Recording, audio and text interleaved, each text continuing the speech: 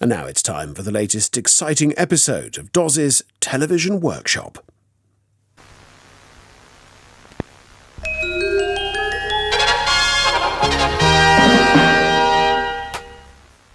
Hello and welcome back to Doz's Television Workshop, where today we're taking a look at this luxury Luxman K-113 cassette deck from the 80s. Let's get into it. Right, this has come from friend of the channel, Justin, and it's acting up apparently, so I said I'd take a look. We've got an indented headphone socket. I think it should be the same as these mic sockets on this side, and it's been pushed in. Apparently it acts erratically, so there we go. We have got 3 positions for tape select: normal, CR2 metal, CR02 metal, MPX filter on and off, and Dolby noise reduction. We've got some very nice record level pots. We've got a fluorescent peak level indicator. By the look of that, I think that's a vacuum fluorescent display. 160 NWB per meter or something. 0 dBs there. Indicator scale shifts for use of metal tape. Set the tape selector to the metal position. Nice. Oh yeah, there's a little metal logo in there. There we go. On the back, I suspect we've just got 4 phonos. Yeah, we have. Look at that. Luxman K-113, Lux Corporation, Osaka, Japan. Made in Japan. Noise reduction system manufactured under license from Dolby. Of course it is. Line in, line out. Disconnect supply cord before opening. Well, we've not connected that. Talking of the supply cord, actually. A bit on the short side, but there we go. Shan't be bothering with that too much. It's probably been in somebody's rack, hasn't it? So a little bit of sticky labelness on the one side there. I do notice we're missing a screw on this side, but hey, there we are. Let's just fetch it open and see what we're dealing with. I do like Luxman kit. It is very, very good, isn't it? So there we go, about 6-7mm long machine thread screws, 1 missing. Any in the back? No. Jolly good. And there we go, nothing in there as usual. We appear to have somebody's postcode on the back. That'll be our record play switch there. We will be servicing that. The most likely problem is, of course, going to be belts. That's interesting. Under the back cover, we've got a voltage selector switch. In fact, looking at the inside of the case, it's got phone numbers and all sorts written on there. I shall have to blur that out if that appeared on camera. But, yeah, there we go. So, right, this is going to be largely a deck refurbishment job, I would imagine. Although the belts do look very good. Do you know what? There might be nothing wrong with the mechanism on this. Right, let's give it some mains. I'm going to connect it to the unsafe block. I can't earth things via the unsafe block, so we'll run it via the isolation transformer anyway. Now let me trace myself through. We're going into the lamp limiter, but the lamp limiter is switched out. Happy days. Alright, let's get some mains going. There we go. And let's power on. Nothing is happening. Why is that? Wants to be switched on, that's why. There we go. Oh yeah, look at that. Vacuum fluorescent display is super bright. Hopefully that's not got some horrible artifact on the camera. But yeah, that's looking wonderful. And yeah, mechanism is doing its thing. It's one of these mechanisms, sort of soft touch, or sometimes used to call them logic control, but this one is done purely mechanically. Okay, we've got eject working. The tape path is not particularly pleasant. We'll have a little look at that. I am, of course, going to need a cassette. Okay, we shall go and get one. Ah, yes. The heart of Chicago. If anything was going to be copyright ridden, it'll be this, so we shall keep exposure to a minimum. Let's see, have we got fast forward? We've got fast forward. We've got rewind, like the clappers as well. And we've got playback. And I've got the meter moving around. I wonder if this is just a bit of a headphone socket repair job and a service. Okay, alright. Eject is a bit sticky, but that's just wants the button cleaning up by the look of it. Okay, right, I'm just going to disconnect from the mains for a second. There we go. And see if we can deal with this headphone socket.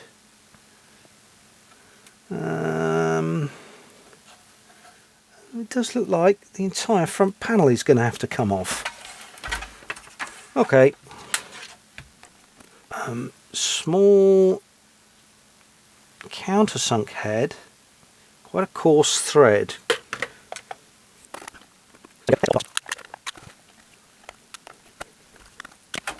Okay. Any screws on the side at all? No, it is just a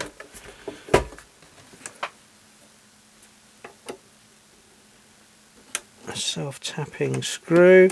This one's got a domed head to it. Again, coarse thread. That one's recessed, so I'm going to bother with that one. This one, however,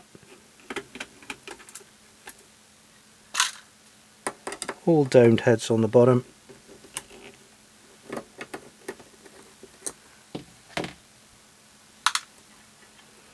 Right, have we got to take the knobs off? I'd imagine we do, but we don't. Okay. Yeah, we can see this has just got buckled. Somebody's been heavy-handed with the headphone jack, haven't they? Let's just disconnect that for a second. Yeah, that's all that's happened, is somebody's bent that bracket in.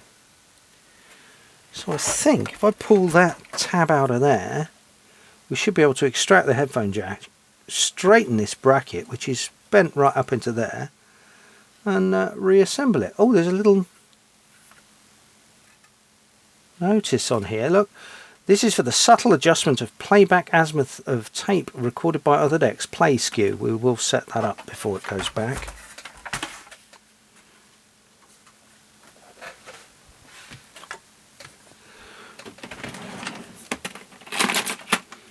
I'm just going to get a little pair of pliers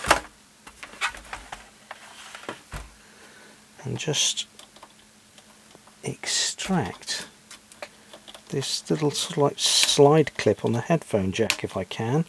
That's not looking so good. Yeah.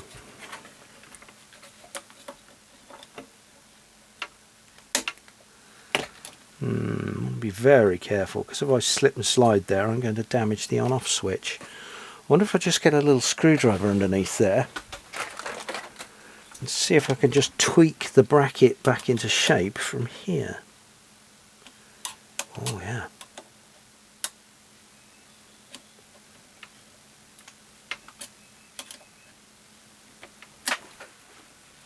I'm just going to... Does the door come off? It does for service. That's nice, you see.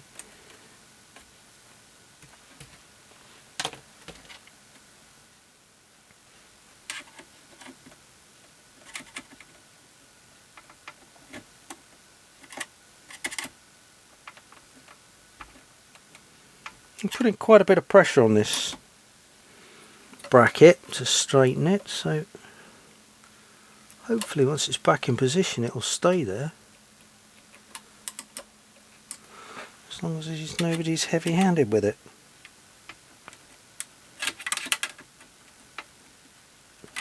That's looking about right. Let's just put the front back on and take a little look at that. I'll get my big fat head out of the way of the camera, it would be better, wouldn't it?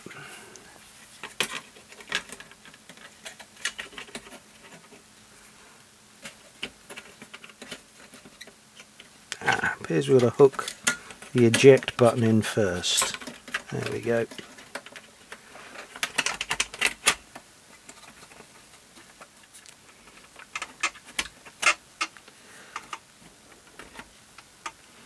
It's looking better.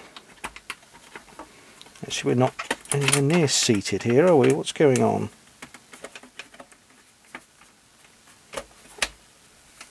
Oh, yeah. No, that's bob on. Right, well, I think just a simple service is really required. I'm surprised. This is going to be a quick win, isn't it? Yeah, so let's put this front panel back together. I want to clean that eject button up just so it doesn't stick. I want to service the record switch and clean up the tape path, and we'll set the azimuth. It's going to be a quick win, isn't it? Result. Right, so yeah, happy with the headphone socket business. Let's pop these screws back in the top.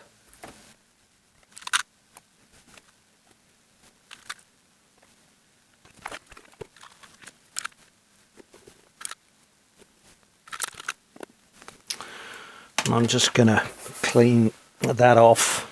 I've got some acetone here.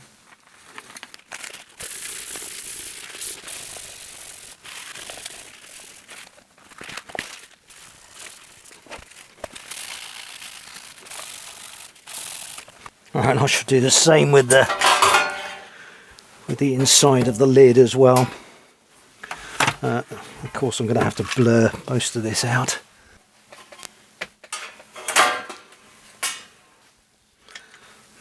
Less successful marker pen removal from the lid, but anyway.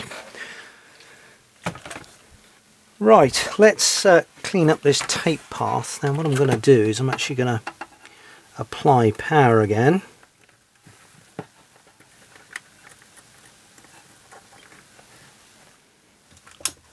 And see if we can drop it into play.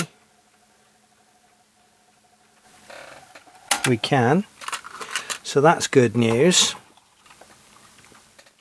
and I shall get some isopropyl alcohol and just clean up this tape path. So we'll be doing the pinch roller and capstan and the main head. I've got the door off so we can gain access to everything nice and easily.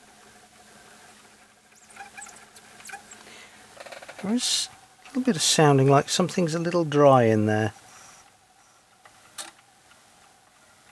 Yeah, it is that playback idler, presumably because it's not actually being loaded by a cassette at the moment. So the cassette will provide some mechanical load to the deck and improve things no end.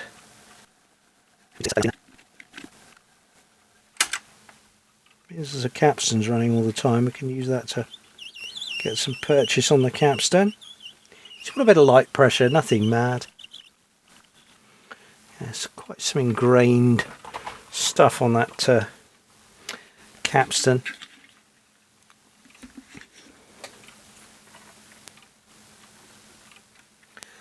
Tape cassettes, they generally tend to leave a sort of line on the edge where the cassette tape runs on the capstan. You can just clean that off.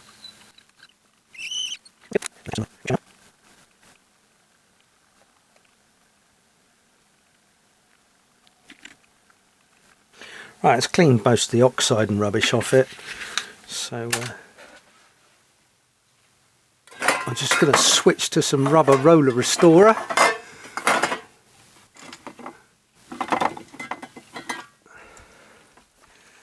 There we go. Just rubber roller restorer. There you go.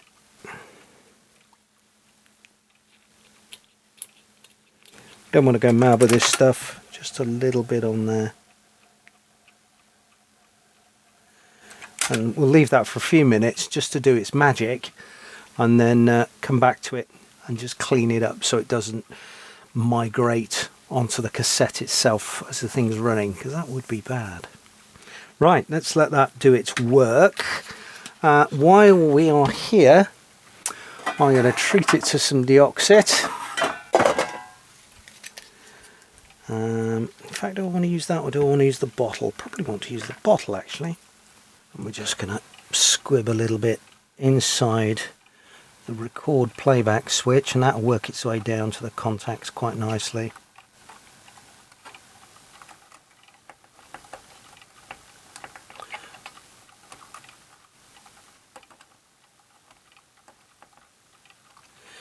I have to say I do quite like Mendic Mark's way he cleans these up by taking them out and putting them in a an ultrasonic cleaner. That's a very proficient way of doing it. However, I don't possess an ultrasonic cleaner at the moment, so that's not going to happen. I did have one. I did experiment with cleaning records with it. It was useless. To be quite honest, it didn't shift the muck out anywhere near as good as a vacuum device. So yeah, I gave up with it, and it did some sterling service while I was restoring my Mini, cleaning parts in the garage, but sadly it did fail, and I had no use for it, so I have never bothered to even look at repairing it. Maybe there's a video in that, but yeah. There we go, we just work this back and forward a few times.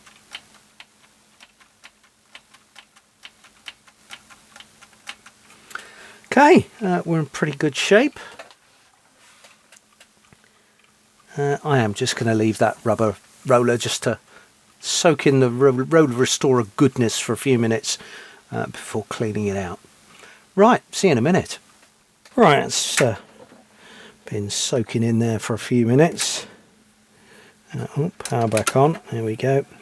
Just want to clean off any excess. Looking good. The other thing I want to do is just clean up this eject switch a little bit, because it sticks occasionally, which is not good. So I'm just going to get a bit of Armour All on the end of this cotton wool bud. Just clean it up. Armour All's got quite a sort of shine to it, so presuming it contains some sort of waxy substance, so let's see if that's made a difference.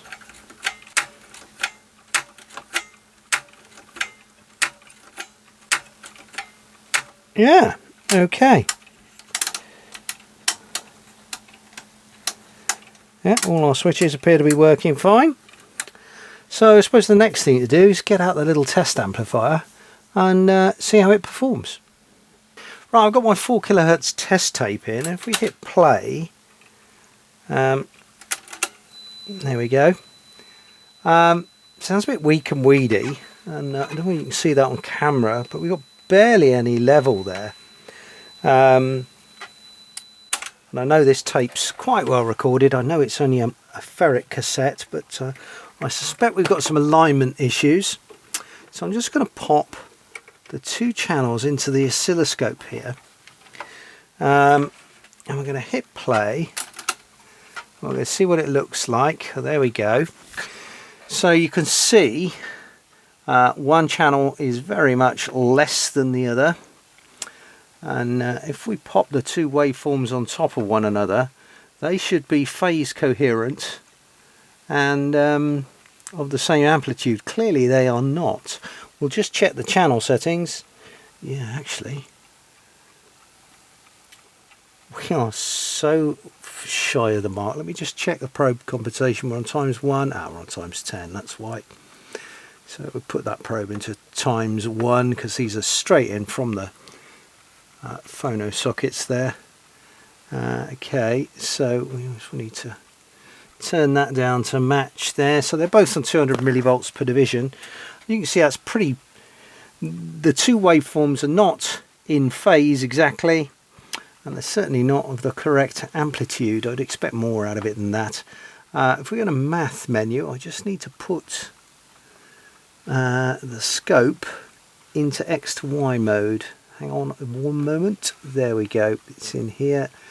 So that's XY mode. Now that should be a straight line, and as you can see it isn't. And how we adjust that is actually with the azimuth of the cassette head itself. So if I can just get on the adjustment screw there.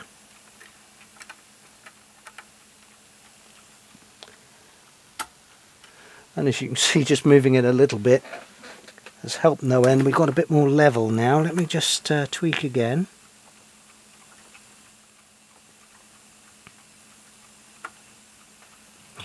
It probably won't need much. You can often do this by ear if you get a decent cassette. So let's just tweak for amplitude. There we go, we've got +10 now on the meter here. Starting to fall off the other side. So there we go, as you can see the line is much better on the scope now. Took the volts per division down a bit. And we're wandering around a little bit, but considering the amplitude we've now got out of it, pretty happy with that. Let me just alter the other side, see if that makes any difference. There was skew somewhere here, wasn't there?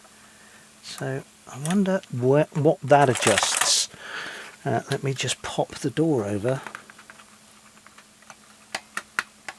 Yeah, that lines up with the other side screw, which is interesting because it's not spring mounted.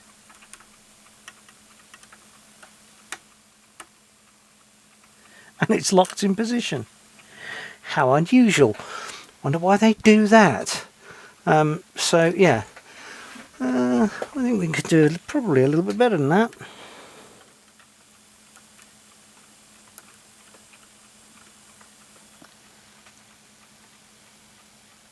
That's miles out.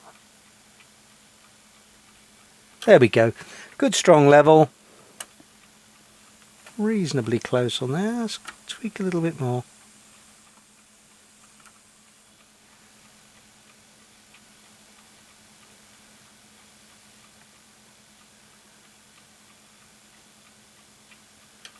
That's good.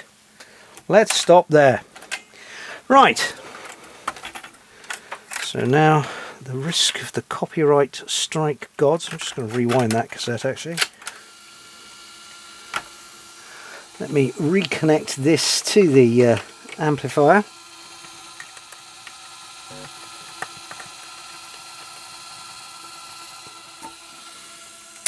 Let's listen to the 4K again. It does sound a lot better.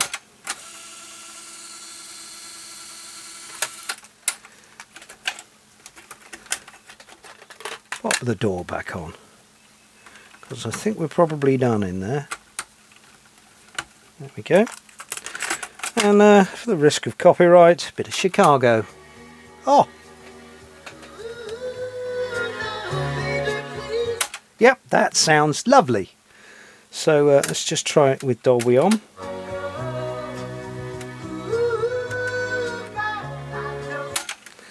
Working very well indeed.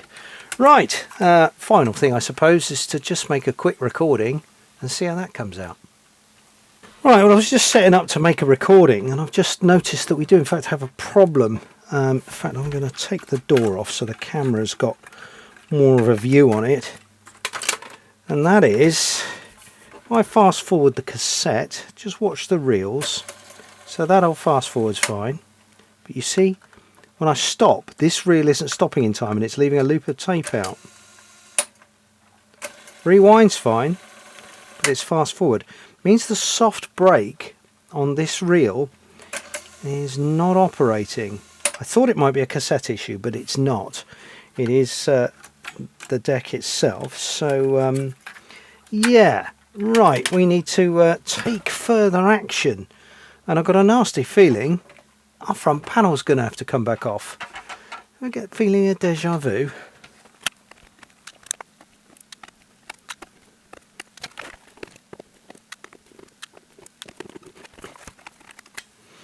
Okay, that's our front panel back off. Now what we need to do, just eject that.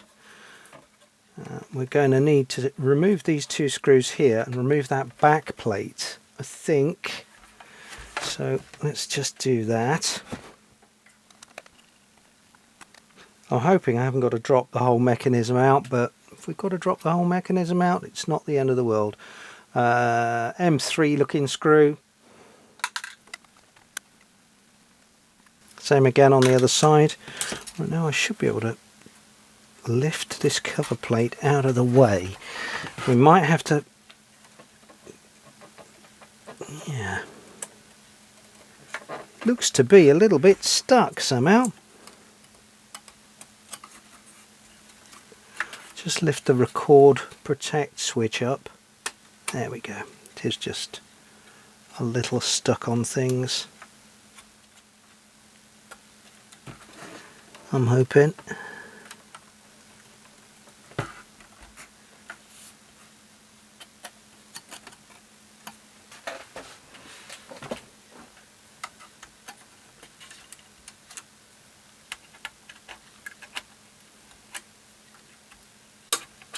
There we go. Is it going to make me want to drop the mechanism out?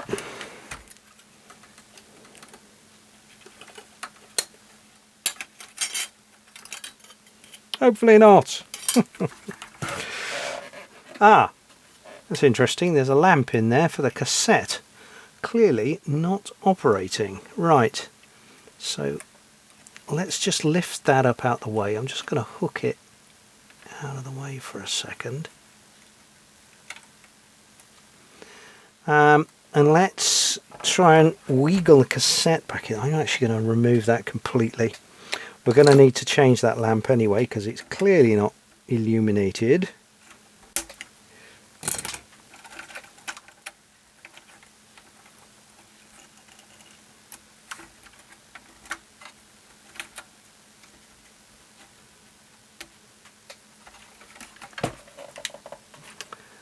I'm going to need to take it out from the other end, aren't I? So, cassette lamp. I think a sensible thing is to do is to... Can I desolder it or will it just come out?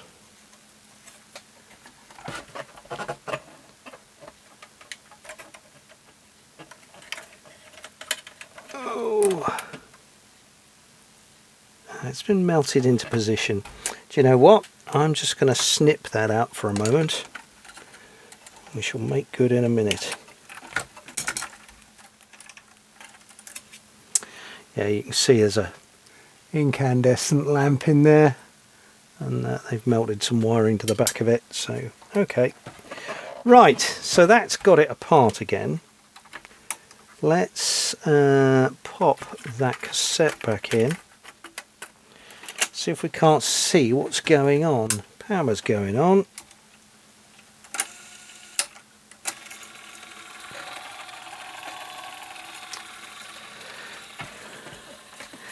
Doesn't make it easy, does it? Yeah, no, it's not right.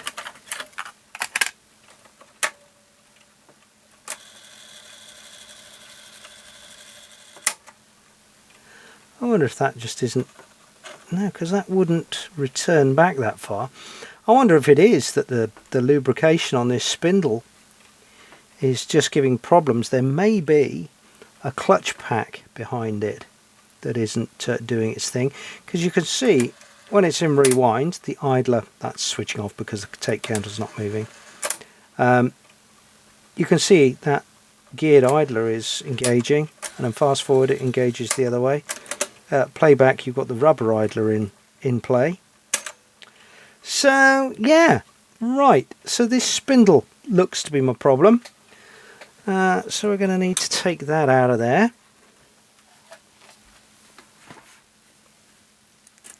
Let's eject the mechanism again. And I'm going to need some better eyesight to get that out of there. So put on my seeing eyes and let me just see what is securing that spindle in place. It's normally a little split washer.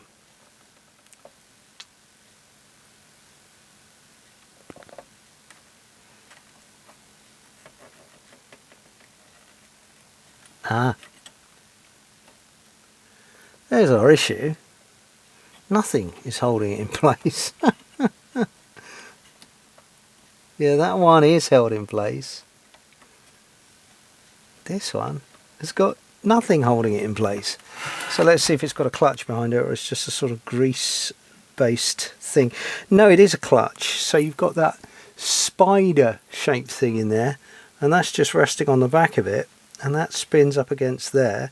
But of course, with nothing holding it in position, it's all over the shop. So there should be a little bit of friction in there.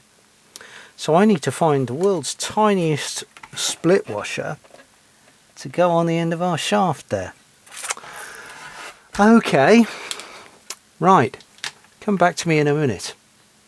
Right, so after a little bit of messing about, I managed to find a white nylon split washer in my box that was a fraction too big. So what I've actually done is warmed it up with the old butane hot air thing and managed to shrink it down, and I've just trial fitted it on the shaft and actually struggled to get it back off again. So yeah, that's pretty good. So let's have a go at refitting everything, hopefully for the last time.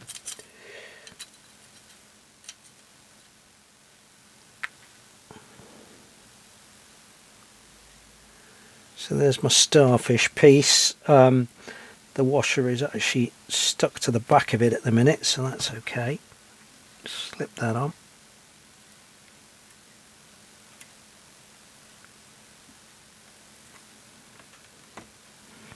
Pop our spool on.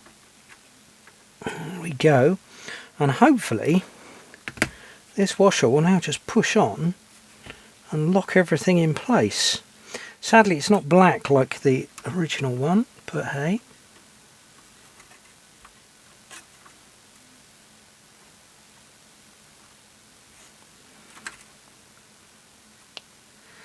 Okay, that is located in place.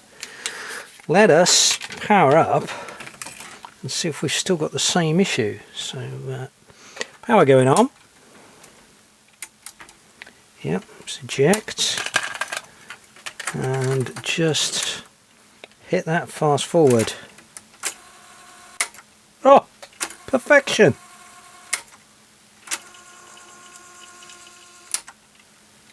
Working perfectly. Brilliant. Do like a solution to a problem. Okay, so what's the next thing? I suppose we ought to refit this lamp here. I take it this one's gone open circuit. I suppose what we better do first is just have a little look at see what voltage we're looking at. So we've got 2 points over in the back corner here marked cassette lamp. Let's just have a look, see how many volts we've got. Oh, we've got 12 volts DC, so that's nice. Now I need to chop that out of there somehow.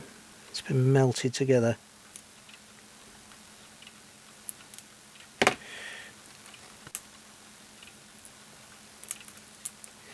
There, so we need a tiny lamp or an LED. Let me go and see what I've got in stock.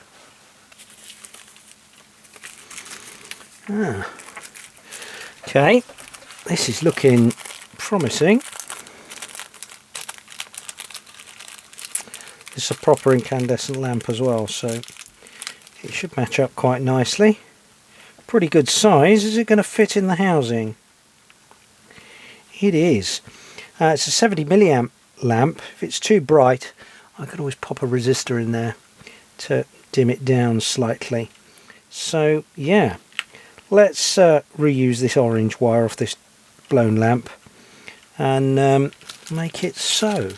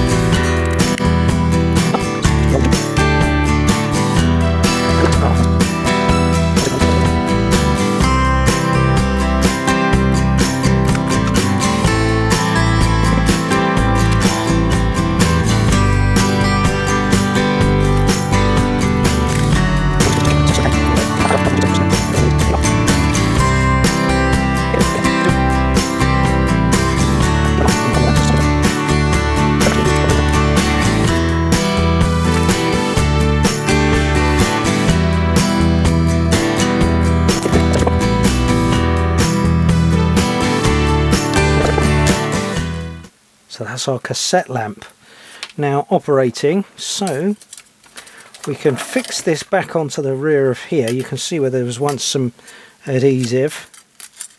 So I'm going to fix that back onto there. And yeah, I think I'm going to choose a blob of adhesive just on that. Just a dab of general purpose glue. This is Yoo-Hoo, other brands are available.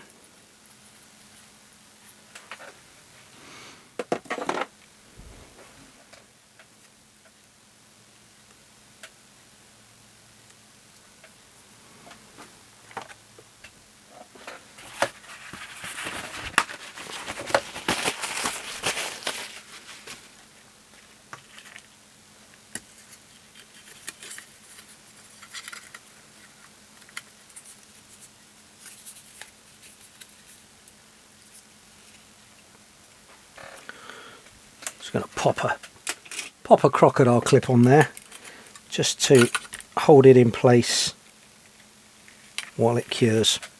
Leave that for a few minutes. Right, I think that's nicely stuck. So just hang my lead back up out of the way. Yeah, it's looking pretty good now. Just get that bit of dust off there. So yeah, that's stuck nicely enough. So now I've got to get it back into the deck. I'm just going to clean years of detritus out of the bottom of the mech actually while I'm in here. Ugh. It's just where, you know, the door has allowed dust in over the years and it's just settled on the bottom of the mechanism there. Nice to have a little clean up. Again, just in this door bit here. There we are. Thorough job. Right, so I've just got to thread this back in through the two wires, go through that hole there, I believe. Yeah. So let's just organise that.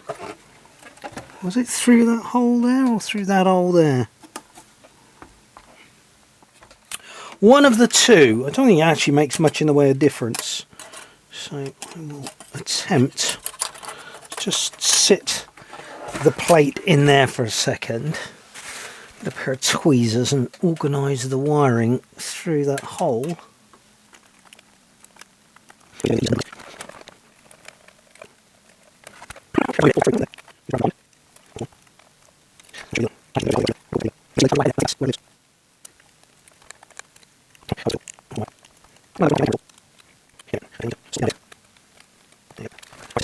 There we go.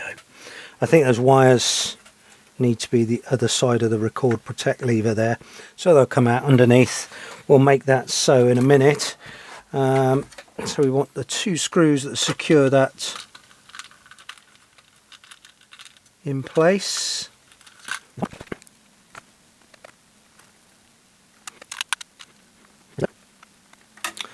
Let's just slide a cassette in there and make sure that's all sitting happy.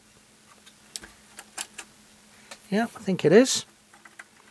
That's good news. Okay, reconnect the wires.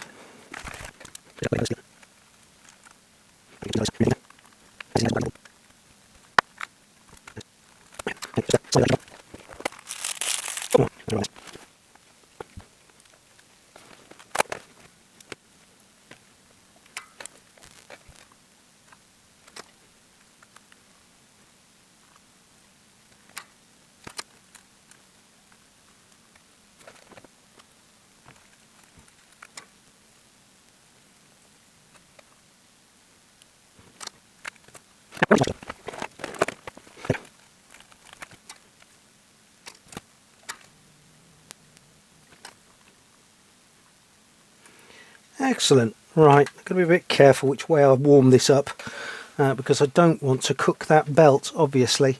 Let's get a bit of a metal heat deflector. Get in like that, and you can shrink those down nicely.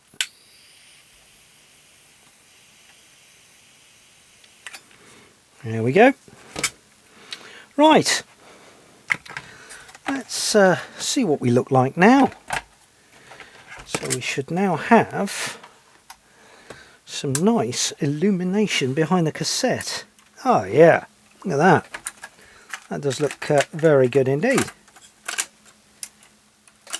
And clicking fast forward, we've now got that braking effect on that reel, which is just perfect. Right, do I dare reassemble it again? I think I do, I think I dare.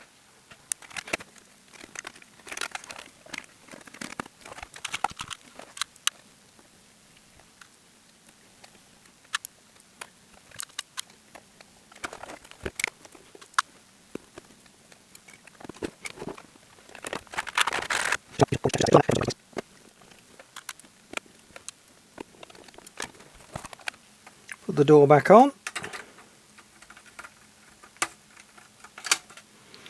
And right, let's get ready to make a test recording. Right, this is not a new cassette, but it will do nicely. So first things first, let's just click into record. I just pressed record, so I've got record going, so we can just set our levels up a bit. Let's find something YouTube copyright free on Old Faithful. Oh,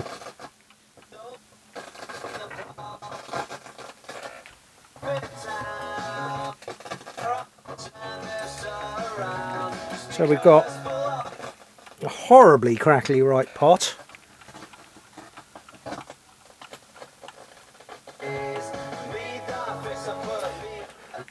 And we've got, yeah, the left hand channel is just as bad. Right, okay, so let's just click the power off and reach for the can of deoxit once again. And give these pots a bit of a birthday.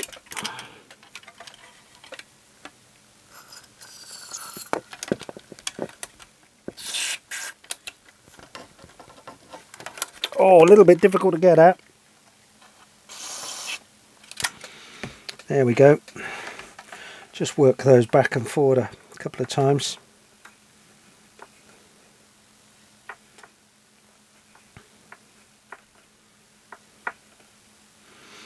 Right, let's see if that's provided a cure.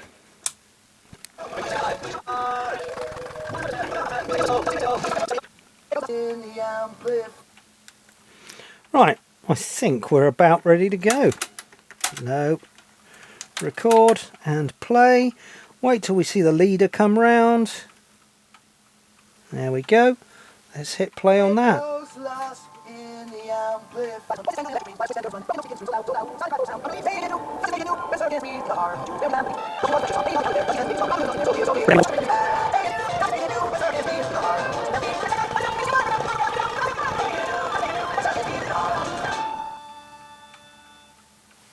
There we go. Let's rewind that and see what it sounds like.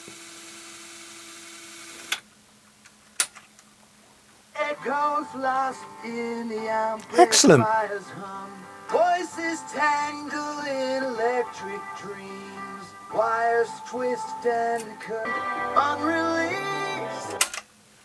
Excellent. That all seems to be working rather nicely. Good. Let's put the lid on and just give it a little clean up.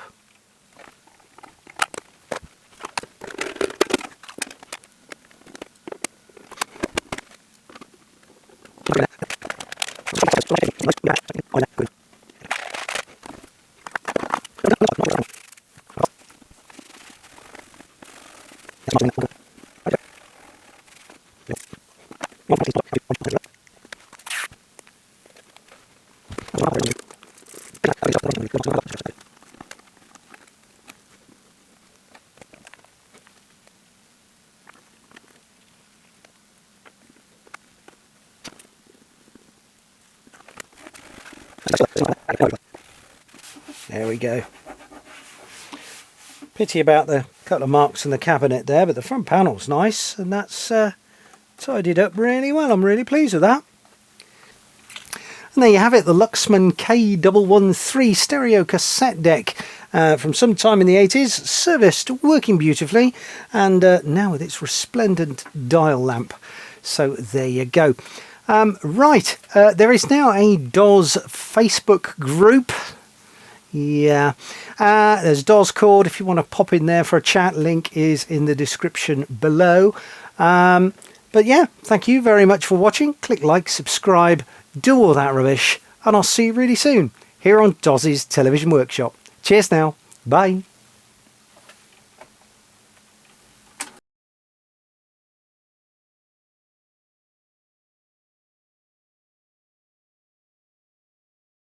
Echoes lost in the amplifier's hum. Voices tangle in electric dreams. Wires twist and currents run as broken notes begin to stream. So loud, so loud.